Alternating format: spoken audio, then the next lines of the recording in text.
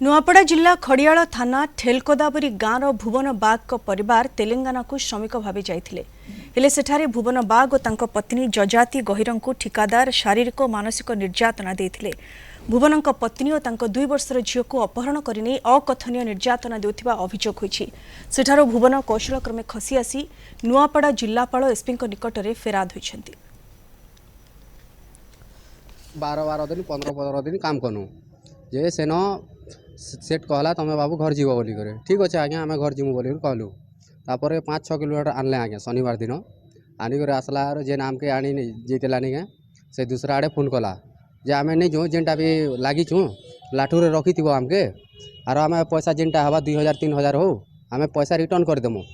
नहीं गला से जबरदस्त कला आज्ञा जबरदस्त कला के गाड़ी गुटे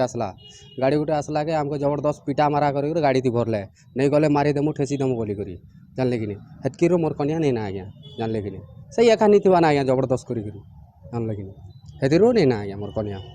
आम जिला श्रम अधिकारी और जिलार जी आरक्षी अधीक्षक अच्छा आम अनुरोध करूँ जे से आम कि भाव में जो मैंने अच्छा फेर आणबू सेठिकार जिलापाल सहित जोगाजोग कर पत्रलाप कर आलोचना करी से परिवार को फेर आनबार व्यवस्था जिला प्रशासन करुच्ची।